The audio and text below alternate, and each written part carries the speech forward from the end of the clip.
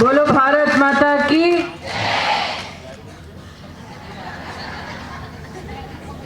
सरदार पटेल की पुण्य भूमि पर मां भारती का जयकारा कुछ ऐसा लगना चाहिए જેટલા દિલ્હીથી પત્રકારો આવ્યા છે એમને પણ ખબર પડે કે ગુજરાતની દીકરીઓ જ્યારે ભારત માનો જય જય કરે ત્યારે કેવું લાગે છે। इसलिए सभी से निवेदन है कि पूर्ण श्रद्धा के साथ बोले भारत माता की।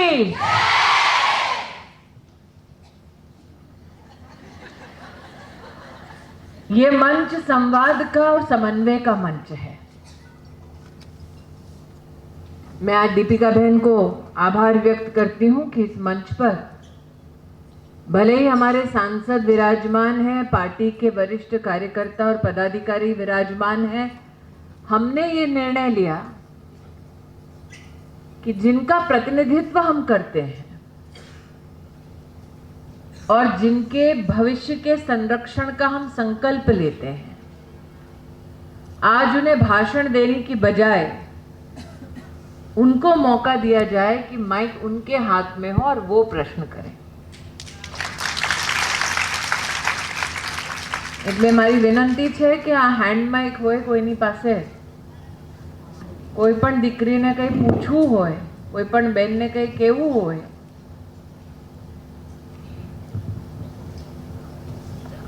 આપ સુધી અમે માઇક પહોંચાડી દેશું।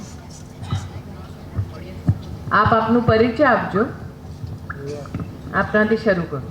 નમસ્તે મેડમ, મારું નામ એન્જલ પરમાર છે। હું આણંદના એક નાના શહેરમાંથી આવું છું।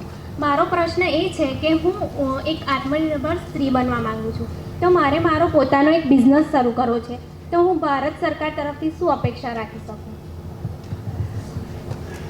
શું ઉંમર છે તારી? 30 વર્ષ। 30। भारत सरकार में कई ऐसे विषय हैं जिसमें आर्थिक रूप से आत्मनिर्भर बनने के बहुत सारे आपके पास स्कीम्स हैं। राष्ट्र के इतिहास में पहली बार एक मुख्यमंत्री ने महिला की आर्थिक क्षमता को समझते हुए सेल्फ हेल्प ग्रुप के माध्यम से रिवॉल्विंग फंड को एक सुचारू रूप से देते हुए महिलाओं को एक प्रदेश में आर्थिक स्वावलंबन की दृष्टि में और भी सुदृढ़ किया। वो प्रदेश है गुजरात और मुख्यमंत्री का नाम नरेंद्र भाई मोदी और स्कीम का नाम मिशन मंगलम। कहते हैं कि जहां से नींव पड़ती है वहीं से वृक्ष जो उगता है वो बिल्कुल विशाल होता है, विराट होता है, और वृक्ष की टहनियां ऐसी होती हैं कि वो पूरे संसार को फिर छांव देने के लायक बनता है। तो प्रदेश से शुरुआत हुई मिशन मंगलम आज राष्ट्रीय स्तर पर नरेंद्र भाई जब बड़ा प्रधान बन गए हैं तो अब देश में लगभग 70 लाख से ज़्यादा सेल्फ हेल्प ग्रुप्स को 5 लाख करोड़ का रिवॉल्विंग फंड और क्रेडिट का सहायता भारतीय जनता पार्टी की सरकार दे चुकी है। तो पहले तो आप पे निर्भर करता है, आप अगर सेल्फ हेल्प ग्रुप के माध्यम से काम करना चाहती हैं तो अब आपके पास क्रेडिट की सहायता 20 लाख रुपए तक की उपलब्ध है। अगर आप स्वयं कोई व्यवसाय करना चाहती हैं, सेल्फ एंटरप्राइज में आपकी रुचि है, तो आपके पास मुद्रा योजना है जो 50,000 रुपए से लेकर 10 लाख तक की राशि आपको देती है और उसमें कोई भी कोलैटरल, कोई भी चीज़ गिरवी रखनी नहीं पड़ती। फिर आपके पास स्टैंड अप इंडिया तक एक स्कीम है जो 1 करोड़ तक का आर्थिक जो सहाय है वो आपको दे सकती है। अब ये दोनों स्कीम्स जब शुरू हुई थी राष्ट्रीय स्तर पर तो कहीं भी ये नहीं कहा गया था कि ये सिर्फ और सिर्फ महिलाओं के लिए है, लेकिन देश की महिला का ये गौरव है और देश की महिला की ये प्रतिभा है कि 70% लाभार्थी मुद्रा योजना में देश की महिला बनी और स्टैंड अप इंडिया जिसमें 1 करोड़ तक की आर्थिक सहाय उसमें 80% लाभार्थी महिलाएं मिली। तो मेरा ये मानना है, तुम तो गुजरात की बेटी हो, तो तुम स्टैंड अप हो, स्टार्टअप हो, मुद्रा हो या फिर सेल्फ हेल्प ग्रुप हो, तुम्हारे पास कई ऐसी विशिष्ट स्कीम्स है भारत सरकार की, क्योंकि तुमने स्वयं भारत सरकार की बात की, जिसके अंतर्गत तुम्हें क्रेडिट सपोर्ट मिल सकता है। लेकिन व्यवसाय करने का ये डिजिटल जमाना है। તમને યાદ હશે જ્યારે નરેન્દ્રભાઈ ડિજિટલ ઇન્ડિયાની વાત કરી હતી ત્યારે કોંગ્રેસના લોકોએ કહ્યું હતું કે હવે આ ડિજિટલ ઇન્ડિયા શું છે, આ દેશમાં કોણ કરવાનો, કોઈ યુપીઆઈ બુપીઆઈ કોઈ નથી હાથ લગાડવાનો, યાદ છે? लेकिन आज भारत ने विश्व में इतिहास रचा। यूपीआई सबसे बड़ी इकोनॉमिक ताकत अगर किसी देश की बनी तो नरेंद्र भाई के नेतृत्व में यूपीआई एक डिजिटल आर्थिक ताकत बनी। महिलाएं डिजिटल क्रांति का हिस्सा बन सके, इसलिए प्रधानमंत्री जी ने केंद्र में प्रदेश के सहयोग के लिए पीएम दिशा नाम के कार्यक्रम को चलाया, जिसमें डिजिटल लिटरेसी महिलाओं को मिलती है। अब तक देश में लगभग 3 करोड़ महिलाएं डिजिटली लिटरेट भी हो पाई हैं। तो अगर आप डिजिटल व्यापार करना चाहती हैं तो डिजिटल लिटरेसी की भी स्कीम भारत सरकार में है। और अगर आप अकाउंट्स में रुचि रखती हैं अपने बिजनेस को देखते हुए, तो आज अकाउंट एग्रीगेशन की भी सुविधा भारत सरकार की एक स्कीम आपको उपलब्ध करा सकती है। तो आज स्वतंत्र देश में महिला स्वतंत्र है कि आप चूज करें आप क्या करना चाहती हैं। सहायता के लिए नरेंद्र मोदी सरकार आपके समक्ष तत्परता से खड़ी। Thank you so much.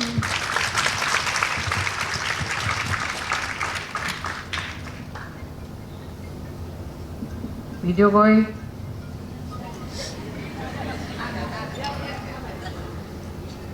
कई नहीं, त्या माइक ले जाओ बेन पास। आओ बेटा अहियाँ, तारे अहियाँ आવું છે તો આવી।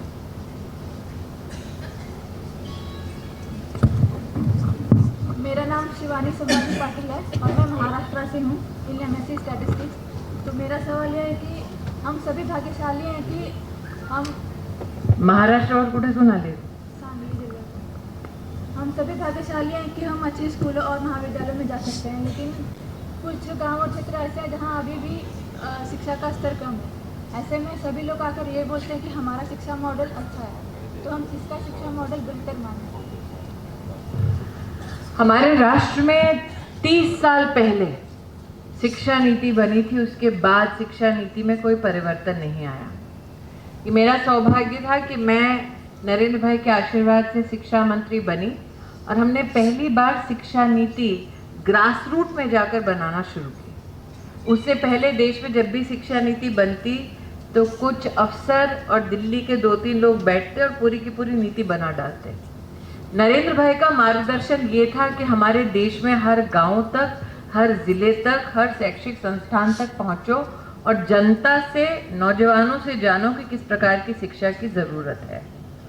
फंक्शनली आज जो शिक्षा नीति बनी है, राष्ट्र के इतिहास में पहली बार उसमें एक जेंडर इंक्लूजन फंड बना है। मतलब महिलाओं को और विशेषतः बेटियों को शिक्षा प्रदान करने का भारत सरकार ने राष्ट्र के इतिहास में नरेंद्र भाई के मार्गदर्शन में पहली बार कोई फंड बनाया है। शिक्षा की सबसे पहली दरकार ये कि आप प्रांतीय भाषाओं को स्वाहा ना कर दें अंग्रेजी के होम में। और इसीलिए पहली बार शिक्षा नीति में ये भी अब इंगित है कि अगर किसी छात्र को अपनी प्रांत की भाषा में पढ़ना है तो उसको उसके प्रांत की भाषा में शिक्षा पाने का अधिकार भी मिले। हम जब इंटरनेशनली कम्पेटिटिवनेस की बात करते हैं शिक्षा में, तो ये आज साइंटिफिकली प्रूव हो चुका है कि मैथमेटिक्स अगर बच्चा या बच्ची अपनी मातृभाषा में समझे या साइंटिफिक टेम्परामेंट अगर मातृभाषा में विकसित करते हैं तो वो सारे के सारे फॉर्मूलेशंस उस बालक को या उस बच्ची को जीवन भर याद रहते हैं। तो भाषा का एक बहुत बड़ा योगदान शिक्षा की दृष्टि से ये भी है। दूसरा सबसे बड़ी चुनौती है टीचर्स ट्रेनिंग और क्वालिटी टीचिंग। इस पर भी भारत सरकार ने नेशनल ट्रेनिंग इंस्टीट्यूशन के माध्यम से देश भर की टीचर ट्रेनिंग प्रोसेसेस को सुदृढ़ करने का काम किया है। और साथ ही उच्च शिक्षा की दृष्टि से आज ये सारी लड़कियां इस बात का गौरव कर सकती हैं कि जो अंडर ग्रेजुएट्स हैं साइंस में वो लड़कों के बराबर आ चुकी है। आईआईटी में भी अब लड़कियों की जो संख्या है वो बढ़ रही है। आज हमारा लक्ष्य यही है कि स्टेम मतलब साइंस, टेक्नोलॉजी, मैथमेटिक्स, इंजीनियरिंग, इसमें बेटियों का रुझान हम बढ़ाएं। और उसके लिए बहुत ज़रूरी है कि कक्षा 8 के बाद लड़कियों का ड्रॉप आउट कम हो।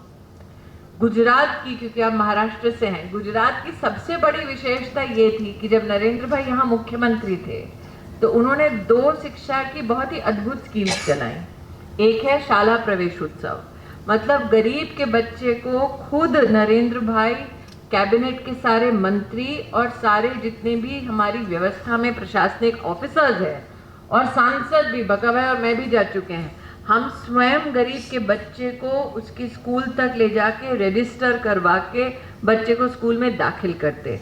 लेकिन साथ ही गुणोत्सव नाम का एक विशेष कार्यक्रम गुजरात में चलाया गया वर्षों वर्ष, जिसमें स्कूल की क्वालिटी, गुणवत्ता को बढ़ाने के लिए सरकार ने अपना एक बहुत बड़ा सहयोग दिया। आज जब हमारी प्रदेश की अध्यक्षा बोल रही थी तब उन्होंने शिक्षा पे थोड़ा सा बोला है, लेकिन मैं ये मानती हूँ कि अगर आपको सबसे बड़ा कोई चेंज देखना है तो भारत सरकार एक ज़माने में कस्तूरबा गांधी विद्यालय चलाती थी सिर्फ लड़कियों के लिए। तब गुजरात में मात्र 200 लड़कियां पढ़ती थी पूरे प्रदेश में। आज 26,000 से ज़्यादा लड़कियां उसी व्यवस्था में पढ़ रही। तो आपको ये बतलाता है कि गुजरात में शिक्षा को प्रशासनिक ढंग पर, सरकार की तर्ज पर और जनता का समन्वय जो हुआ है उसकी वजह से बेटियों की शिक्षा को इतनी प्राथमिकता दी गई है। लास्ट की 2 बातें बोलना चाहूँगी। एक लड़की के लिए पढ़ने के लिए 2 चीज़ें बहुत ज़रूरी है। स्कूली शिक्षा में जब वो होती है स्टैंडर्ड 8 के आसपास, जब उसका साइकिल शुरू होता है मेंस्ट्रुअल, अलग अगर टॉयलेट से व्यवस्था ना हो तो महिलाओं को और विशेषतः लड़कियों को असुविधा होती है। राष्ट्र के इतिहास में पहली बार लाल किले की प्राचीर से किसी पुरुष ने कहा कि औरत के लिए अलग से टॉयलेट बनाओ, तब मैं शिक्षा मंत्री थी। हमने 1 साल में देश के हर सरकारी स्कूल में लड़कियों के लिए अलग से टॉयलेट की व्यवस्था की। और दूसरा, लड़कियां जब पढ़ना चाहती हैं उच्च शिक्षा के संस्थान में, तब उनकी ये दरकार होती है कि मैं स्वतंत्र रूप से बिना किसी भय के पढ़ने जाऊं। और आज तुम गुजरात की किसी भी बेटी से पूछ लो, मात्र नवरात्रि नहीं, साल के किसी भी दिन वो बिना डर के, स्कूटी हो तो स्कूटी, साइकिल हो तो साइकिल, घर से बाहर जाती हैं और सम्मान सहित घर से लौटती हैं। ये गुजरात का सबसे बड़ा गौरव। थैंक यू बेटू, नाइस टू सी यू। हाँ जी, मैं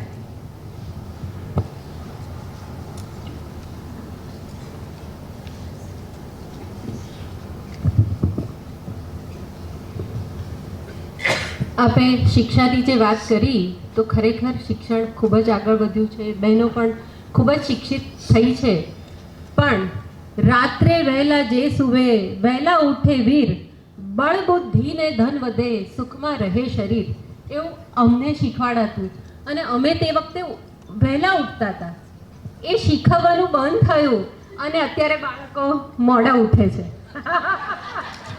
ये तो कुछ संयोग भी हो सकता है, लेकिन ये जो अपनी परंपरागत मूल्य है वो बच्चों को बचपन से ही कंपलसरी सिखाना चाहिए और अपनी लैंग्वेज में ही सिखाना चाहिए, ऐसा मैं मानती हूँ। आज हम श्रद्धा का किस्सा देखते हैं, दिल्ली वाला, तब हृदय में बहुत कुछ अच्छा नहीं लगता है, क्योंकि हमारा परंपरागत मूल्य कहीं कहीं कहीं खो गया है। तो ऐसा कुछ एक माँ के हिसाब से मैं आपको एक नम्र विनती करना चाहती हूँ, है किया है काम, पर जो कंपल्सन है ना वो नहीं है। वो पढ़ाई बहुत ज़्यादा, साइंस बहुत ज़्यादा, पर अपने जो परंपरागत मूल्य है जहाँ पर बच्चे अपने रूट से, ग्रास रूट से जुड़ते हैं, वो कहीं खो गया है। वैशाली दबे। एक लोकतंत्र की सबसे बड़ी ताकत यह है कि सरकार और समाज समन्वय में काम करे, क्योंकि जो संस्कार माँ या परिवार दे सकता है वो स्कूल का ढांचा नहीं दे सकता। तो इसीलिए सरकार की प्रतिनिधि होने के नाते ये मेरा सौभाग्य है कि हम समाज की मूलभूत जो सुविधा है उसको कैसे सुदृढ़ कर सकें, इसके लिए हम सब कहीं ना कहीं अपने आप को तत्पर पाते हैं, कहीं ना कहीं अपने आप को आप सबके अधीन पाते हैं। लेकिन मैं भी क्योंकि एक बेटी की माँ हूँ इसलिए कह सकती हूँ कि समाज से जो अपेक्षा है हमारी, उस अपेक्षा को हम सरकार की मर्यादा से ना देखें। बहुत ज़रूरी है कि आज समाज और सरकार ऐसे मूलभूत विषयों में समन्वय से काम करें।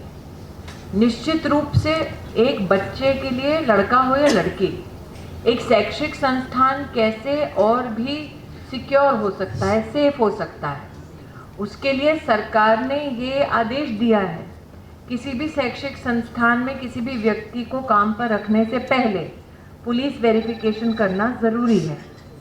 साथ ही यही हमारी अपेक्षा उच्च शिक्षण संस्थानों से भी है। दूसरा, मंत्रालय के माध्यम से वर्क प्लेस में हरासमेंट ना हो, इसकी भी व्यवस्था है। तीसरा, 181 की सुविधा जो यहाँ पर गुजरात में मैंने देखी, जहाँ पर एक सेंटर पे सारी की सारी महिला सुरक्षा के संदर्भ में सुविधाओं का समन्वय है, वही टेम्पलेट गुजरात का अब राष्ट्रीय स्तर पर लागू होने वाला है। हमारे देश में 36 अलग अलग महिला की हेल्पलाइन चलती है।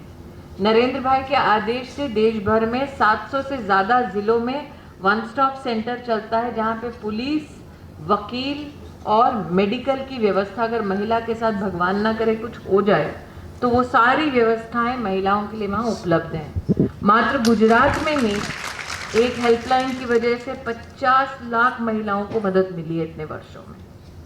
लेकिन आपकी जो चिंता है वो एक सामाजिक और परिवार व्यवस्था से जुड़ी चिंता है। तो मुझे लगता है आज के संवाद की सबसे रुचि जागृत करने वाला जो प्रश्न है, जो चिंता है, वो आपने कहा कि हाँ, सरकार अपनी ओर से काम करे, लेकिन परिवार भी संस्कार के संचार में और लड़कियों की सुरक्षा और सम्मान में अपने दायित्व का निर्वहन करें। बच्चों को जब हम बोलते हैं ना कि आप ऐसा करो, वो नहीं करते। छोटे होते नहीं, हमारे टीचर ने ऐसा बोला है तो हम ऐसा करेंगे। तो अगर जैसे पहले था कि जो प्रादेशिक भाषाएं होती थी उसमें मूल्यनिष्ठ संस्कार जो देते थे, छोटे छोटे कविताओं के माध्यम से, जोड़कना, जैसे हम गुजराती में जोड़कना बोलते हैं, उसके माध्यम से जो इजी वे में उसमें घुस जाता था और एक सुंदर समाज का निर्माण, वो कॉम्बिनेशन सरकार बहुत अच्छा काम कर रही है। आपकी बात बिल्कुल सही है। इसलिए करिकुलम फ्रेमवर्क में भी इसी का उल्लेख है कि जो पारंपरिक चीजें हैं सिखाने वाली, उसका भी करिकुलम बनाते वक्त ध्यान रखना चाहिए। ये ऑलरेडी राष्ट्रीय शिक्षा नीति में है। Thank you so much.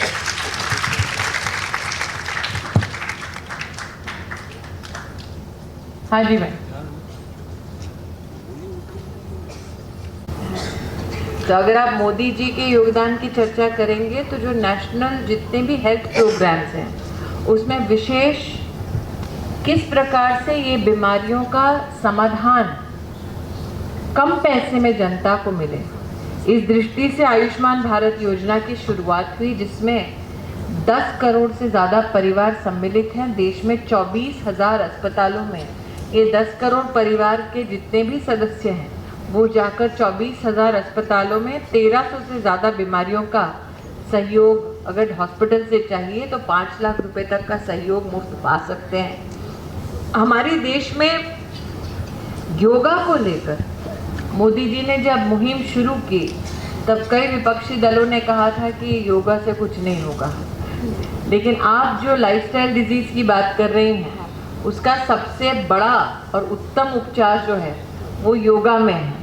तो नरेंद्र भाई तो कहते हैं कि आप इंटरनेशनल योगा डे इसलिए मात्र मनाओ क्योंकि यूएन में उसको रिकग्निशन मिला है, लेकिन जितना मुझे जानकारी है नरेंद्र भाई ने सदैव कहा है कि yoga should become a part of your life to live a better life. और जहाँ तक कि अफोर्डेबिलिटी की बात है तो आज डायलिसिस से लेकर हार्ट के स्टेंट तक और सैनिटरी नैपकिन तक ज़्यादा से ज़्यादा जनसंख्या के लिए अगर अफोर्डेबल किसी ने बनाया तो ये सौभाग्य भारतीय जनता पार्टी की सरकार को मिला है।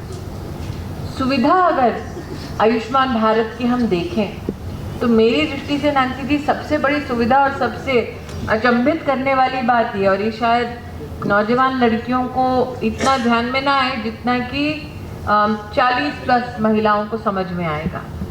हमारे देश में, और भाई यहाँ बैठे इसलिए उनको अटपटा लगेगा, हमारे देश में कैंसर ऑफ द ब्रेस्ट और कैंसर ऑफ द सर्विक्स, इसके ऊपर सार्वजनिक चर्चा नहीं होती। और ये माना जाता था कि गरीब औरत तो कभी भी टेस्ट नहीं कराएगी, क्योंकि वो इन सब चीज़ों के ऊपर मर्यादा अपनी तोड़ के चर्चा नहीं करेगी। दूसरा ये माना जाता था गरीब के पास पैसा नहीं है तो वो टेस्ट कहाँ से कराएंगे। लेकिन ये दोनों कैंसर, एक गायनेकोलॉजिकल है, एक ब्रेस्ट से संबंधित है। आयुष्मान भारत जब आई योजना, तब ध्यान में अचानक आया कि लगभग 8 करोड़ महिलाओं ने, गरीब महिलाओं ने जाके आपका कैंसर ऑफ द ब्रेस्ट और कैंसर ऑफ द सर्विक्स का परीक्षण करवाया, टेस्ट करवाया खुद। तो एक साइलेंट रेवोल्यूशन आया है महिला हेल्थ में, जहां पर हम देखते हैं कि जब आप अफोर्डेबिलिटी बढ़ाते हैं हेल्थ सिस्टम्स की, तो कैसे महिला को विशेष लाभ होता है। क्योंकि गरीब परिवारों में हमेशा, गरीब के मध्यम वर्गीय परिवारों में भी देखा जाता है, बेन ने थोड़ું તાપ થયો, બેન કે હા હું ખાઈ લઈશ ડિસ્પ્રિન, કંઈ વાંધો નહીં, મારે નથી જવું ડૉક્ટર પાસે. ખરે છે ઘણી બધી બહેનો અહીંયા બેઠી છે, બધી આવી જ છે.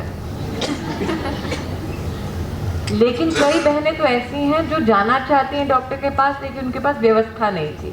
तो अब आयुष्मान भारत के अंतर्गत और 1 लाख से ज़्यादा वेलनेस सेंटर जो चल रहे हैं उनके अंतर्गत, जिसमें अगर आप वरिष्ठ महिला हैं, सीनियर सिटीजन हैं, तो आपको ऑर्थोपेडिक हेल्प भी मिलती है, आयुष की मदद भी मिलती है। तो affordability of medication and affordable health system, ये नरेंद्र भाई की सबसे बड़ी सौगात है हिंदुस्तान को।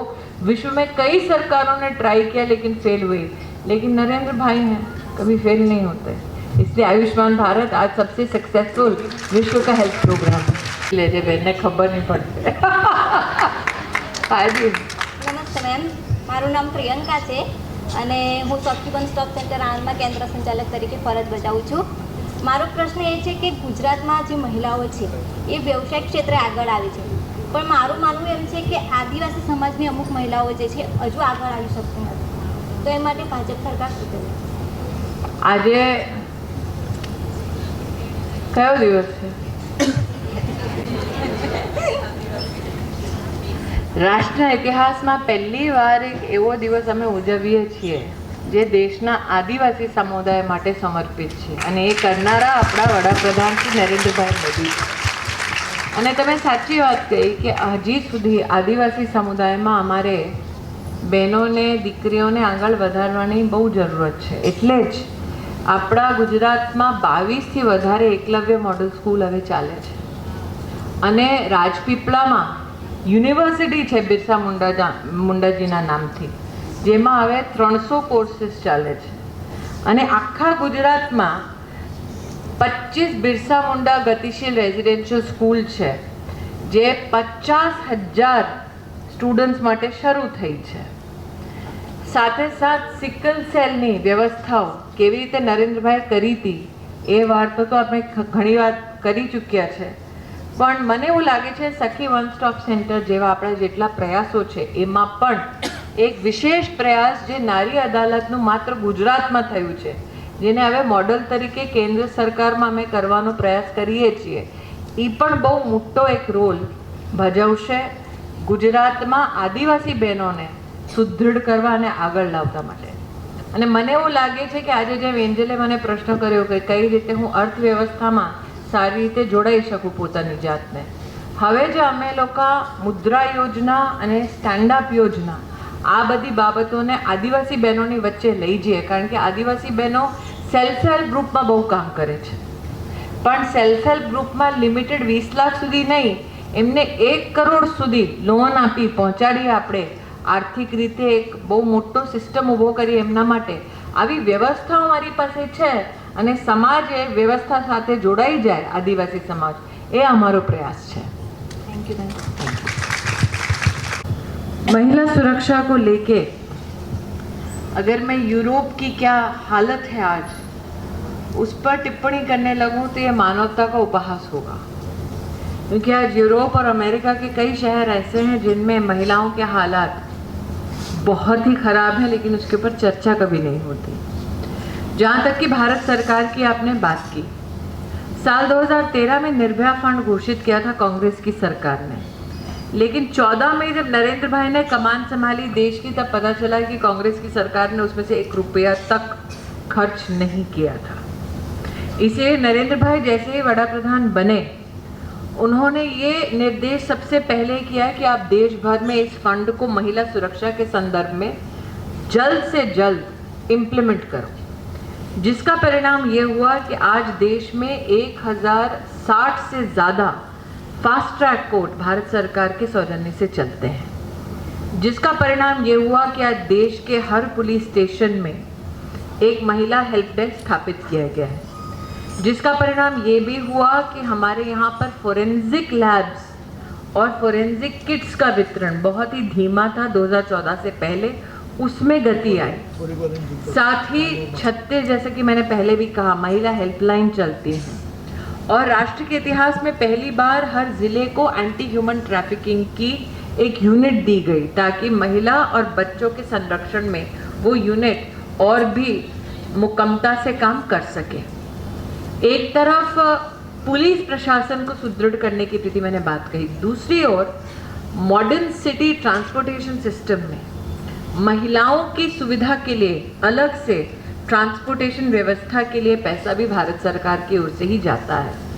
साथ ही कई डार्क स्पॉट्स हैं शहरों में, जहां पर रात को अगर महिला निकले तो वहां पर कहीं ना कहीं एक भय की अपेक्षा रहती है। ऐसे डार्क स्पॉट्स पर सीसीटीवी लगाने का काम भी भारत सरकार के सौजन्य से चलता है। लेकिन जैसे जैसे इंफ्रास्ट्रक्चर और अर्बन स्पेस और डेवलप होता है, ऐसे विकसित होता है, वैसे वैसे ऐसी चीज़ों की और दरकार बढ़ती है। तो इस बात के लिए आप जान लें कि भारत सरकार प्रतिबद्ध है कि सेफ्टी और सिक्योरिटी की दृष्टि से जितनी भी व्यवस्थाओं की महिलाओं के लिए ज़रूरत है, उतनी सारी व्यवस्थाएं देने के लिए भारत सरकार तैयार है। हम हर प्रदेश के साथ चर्चा करते हैं, हर साल नहीं बल्कि हर महीने चर्चा करते हैं कि आपके प्रदेश में महिला सुरक्षा की दृष्टि से अगर कोई भी नया प्रस्ताव है, कृपया हमको दीजिए। कई विषयों में तो मैं स्वयं जाकर चर्चा करती हूँ और प्रदेश जैसे जैसे नए प्रस्ताव लाते हैं, हम उसका पूर्ण रूप से समर्थन करते हैं। एक तरफ निर्भया फंड के अंतर्गत ये काम करते हैं, दूसरा भारत सरकार मिशन शक्ति के अंतर्गत जो डेस्टिट्यूट विमेन हैं उनके लिए संरक्षण के घर भी चलाती है हर प्रदेश में, हर जिले में। ये हमने मैंडेटरी कर दिया है।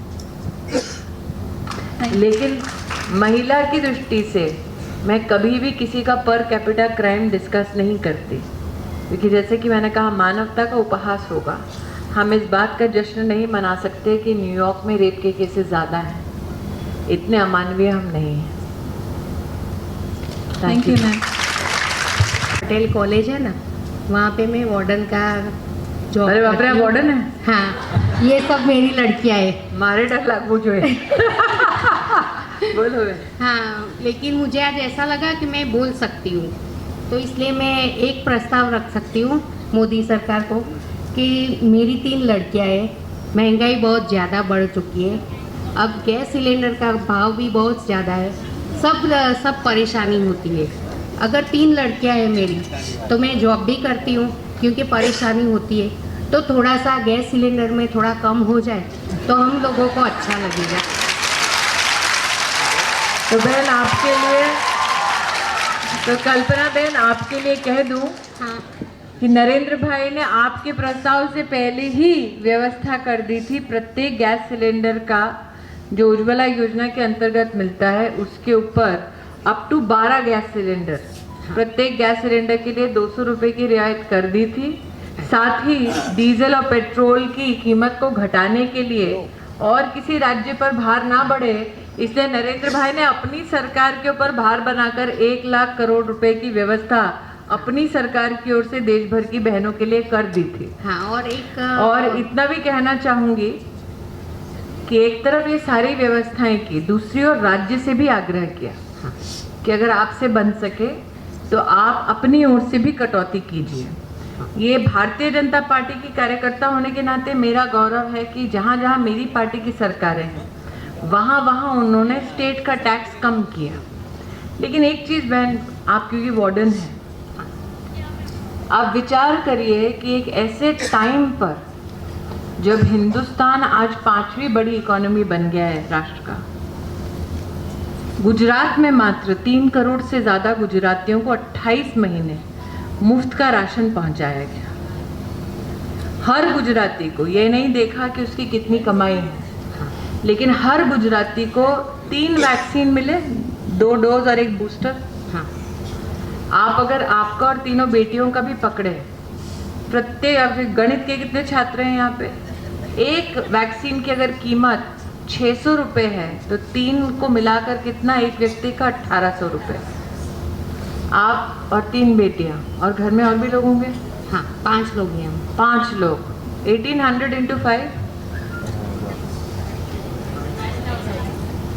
9000 फ्री में आया। और ये बात भी सबको गांठ बांध लेनी चाहिए कि नरेंद्र भाई ने टैक्स का 1 रुपया नहीं बढ़ाया देश में। वो तो बात ठीक है। तो 200 रुपये सिलेंडर पे राहत दी, 1 लाख करोड़ का बोझ अपने सर लिया, 80 करोड़ हिंदुस्तानियों को 28 महीने मुफ्त का राशन दिया, 200 करोड़ डोज वैक्सीन की मुफ्त दी इस देश में, अपने देश में दिया, और किसी देश में ये नहीं हुआ है। इसीलिए जैसे कि मुझे पहले बहन ने कहा था पढ़ाई के बारे में, समाज और सरकार इसी विषम परिस्थिति में साथ चला है, इसलिए एक भी गरीब का बच्चा रात को कोरोना में भूखा नहीं सोया हमारे देश में। इंग्लैंड में तो आपका वो पेपर क्या था, नैपकिन, वो भी खाली हो गया था, टिश्यू पेपर खाली हो गया था, અને અમારે ત્યાં એક માણસને પણ અનાજ નથી કૂટ્યું। એક ક્વેશ્ચન એક કરું મેડમ? હા જી કરો।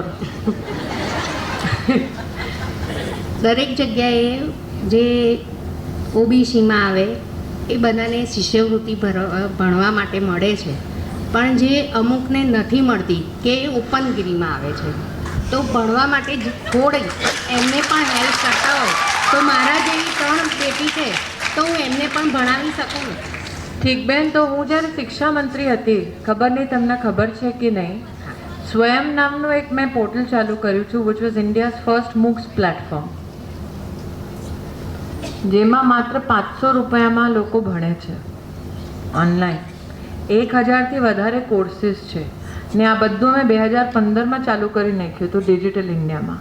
ત્યારે નરેન્દ્રભાઈને બધા કહેતા કે કેમ તમે મૂક્સની કોર્સીસ ચાલુ કરો છો। 1 કરોડથી વધારે બાળકો હમણાં ઉચ્ચ શિક્ષણમાં તેમાં ભણે છે 500 રૂપિયામાં। તમારે ભણાવવું હોય તો હું તમને ડિટેલ્સ આપી શકું છું। Thank you madam. Thank you બેન। 1 લાખથી વધારે બાળકોને સ્કોલરશિપ પોસ્ટ મેટ્રિકની પણ મળે બીજી અટકને મળે છે, પણ અમારા પટેલ જે ગણે જે છે એમાં ગરીબ છે એને મળે છે, હા ગરીબને મળે છે। મળે છે। પણ ગરીબ અમે પટેલ તમે કહો છો જેની સમાજમાં પાસે પૈસા છે એને પણ મળવું જોઈએ। પણ એવું નથી મેડમ, એવું નહીં, બધા પટેલ કઈ પૈસાવાળા નથી હોતા, બધા મધ્યમ વર્ગના હોય છે। બધા કઈ પટેલ એમ નથી કહેતા કે બધાના ઘરમાં બંગલા ગાડીઓ હોય, ઘણા ગરીબ પણ હોય છે પટેલ।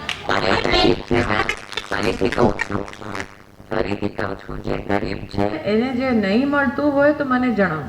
આ એ જ પ્રશ્ન હું તમારી સાથે કરવા માંગુ છું। એ જ જ્યાં જવાબ અમે સ્કૂલોમાં મેં ટીચર હતી, સાલ્વેશન આર્મી ઇંગ્લિશ મીડિયમમાં મેં જોબ કરી છે, ત્યારે અમને એવું જ કીધું કે પટેલ સમાજની સ્કોલરશિપ નહીં મળે કે, એટલે મેં વિરોધ ઉઠાવ્યો તો। હું ફરીથી કહું છું બેન, ફરીથી કહું છું, આપને પણ ખબર છે જે ગરીબ છે એને સ્કોલરશિપ મળે છે, પણ તોય પટેલ અટક જાણે છે ને તો અમારા કાગળ એ સોલ્વ નથી કરતા, બેન એમ કરો, અમારા ડોક્યુમેન્ટ પણ નથી લઈ શકતા।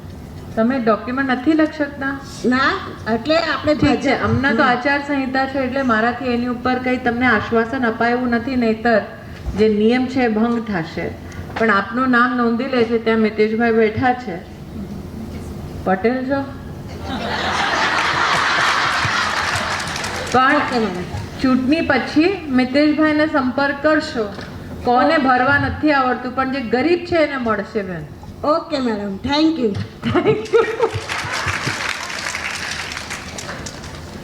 लिस्ट लंबी है, लेकिन ये सही है कि जैसे ही चुनाव आता है तो कुछ पार्टियां ऐसी हैं जो विमेन एम्पावरमेंट की बात करती हैं उनमें से एक जो विमेन एम्पावरमेंट की बात कर रहे हैं, सुना है वो गुजरात आ नहीं रहे हैं, वो भारत को जोड़ने की यात्रा लेके निकले हैं। लेकिन जहाँ तक बात आई भारतीय जनता पार्टी की, तो मैंने अगर आज पूरी आपने मेरी बात सुनी होगी, मुद्रा योजना में 70%, 19 करोड़ लोन्स में से 70% महिलाओं को गया। स्टैंड अप इंडिया में जितने भी लोन्स 1 करोड़ तक के दिए गए, उसमें से 80% लोन्स महिलाओं को दिया गया। पीएम दिशा के अंतर्गत 2 करोड़ 80 लाख से ज़्यादा महिलाओं को डिजिटली लिटरेट किया गया। भारत सरकार के एवज में पहली बार जेंडर इंक्लूजन फंड मात्र शिक्षा में बना। देश की वित्त मंत्री तो है ही हमारी एक महिला, लेकिन राष्ट्र के इतिहास में आज जनजातीय दिवस पर कहते हुए मुझे गौरव महसूस हो रहा है कि राष्ट्र की पहली बार आदिवासी समाज से अगर कोई महिला राष्ट्रपति बनी तो वो भी भारतीय जनता पार्टी ने बनी। लेकिन जैसा कि मैंने कहा, आज विषय हमने कई चर्चा में लाए। कुछ बेटियां महाराष्ट्र से आई हैं, कुछ बिहार से आई हैं, और हम गुजरातियों को इस बात का गौरव होना चाहिए कि अगर शिक्षा और अच्छा भविष्य तलाशने कोई देश में कहीं जाता है तो सबसे पहले गुजरात आता है। तो इसी प्रकार से आप शिक्षित समाज का अभिन्न अंग बनकर महिला को, समाज को सुदृढ़ करती रहें, मेरी यही अभिलाषा है। प्रभु से मेरी यही प्रार्थना है और आपको भी मेरी ओर से यही शुभकामनाएं। धन्यवाद।